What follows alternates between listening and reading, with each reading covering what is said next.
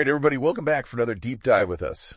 Today we are going to be tackling something that sounds pretty simple on the surface, but we're going to go deep. We are. Lean protein. Yes. It's everywhere. It's this buzzword we hear all the time. And but what is it really? Exactly. Why is it important? What does it mean for us and kind of, for our health? It's a great question. And I think a lot of times people get really caught up in just, specific foods that might be lean proteins. Right. But we're going to get into why it matters, how to kind of make choices that help you get the most out of your lean protein choices. Yeah, that's what I'm really curious about. I feel like I understand the basics, right? Like chicken breast, fish, these kinds of things. Yeah. Beans, lentils. Absolutely. But is there a way to measure it? How do we actually define this? Yeah, there is. So technically, lean protein refers to foods where the majority of the calories are coming from protein rather than fat. So a good rule of thumb is to look for a protein source that has at least a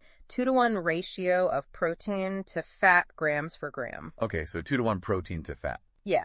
So, for example, 3 ounces of cooked chicken breast might have about 30 grams of protein and only 3 grams of fat. Got it. So that hits that ratio pretty nicely. Okay, so it's not about being totally fat-free. It's about that balance. Exactly. So why is that ratio so important? Yeah, I mean, we need fat, right? We need some fat. We do need some fat. Right. Healthy fats. Healthy fats, absolutely. But when it comes to protein, that lean factor really plays a key role in how our bodies use it. So protein is crucial for everything from, building and repairing muscle tissue. Yeah. Hormone production. Oh, wow. Keeping our immune system strong. And when we're eating lean protein sources, our body can actually process and utilize that protein more efficiently. Okay, so it's not just the amount of protein, but the type of protein we're getting is important. Exactly. Now, I've always heard this thing about protein keeping you full. You eat a protein-rich meal and you feel more satisfied. Yeah. How does that work? Mm-hmm. And is there a difference between lean protein and fattier protein? Yeah, so there is, and it comes down to hormones and digestion. Okay. So lean proteins are digested more slowly, which leads to a more gradual and sustained release of hormones that signal fullness to your brain. Uh-huh. And so you compare that to, say, a fatty burger, Right. where that high fat content can actually slow down protein digestion and lead to that kind of heavy, sluggish feeling. That makes sense. Yeah. You feel weighed down. Exactly.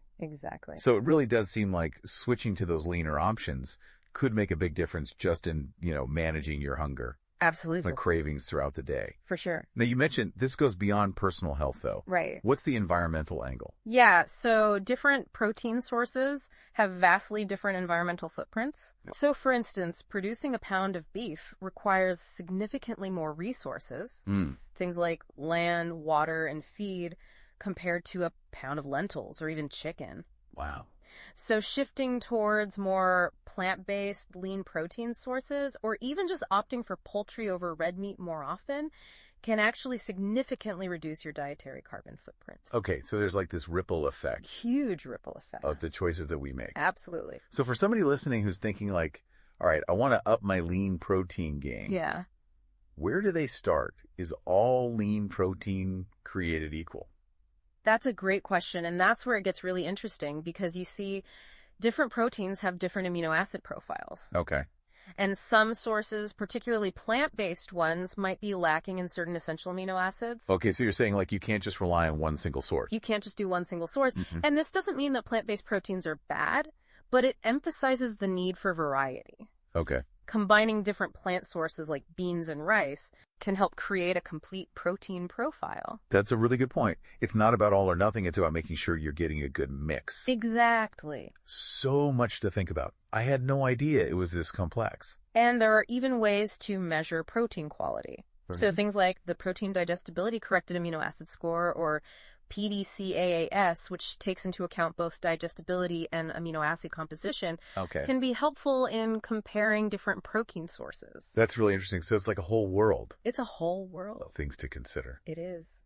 Well, this has been incredibly insightful. I feel like I've gone from, basic understanding to really having a toolkit for how to use and choose lean protein in my life. I'm glad to hear that. Any final thoughts before we wrap up? Yeah, absolutely. You know, given that we're talking about optimizing our diets for both personal and planetary health, Right. it raises a really important question. How might our increasing demand for protein and our choices within that actually shape the future of food production and sustainability? That's a great question. That's a lot to consider, a lot to chew on, both literally and figuratively. Yeah. Well, thank you so much for joining us on this deep dive today. It's clear that lean protein, it's much more than a buzzword.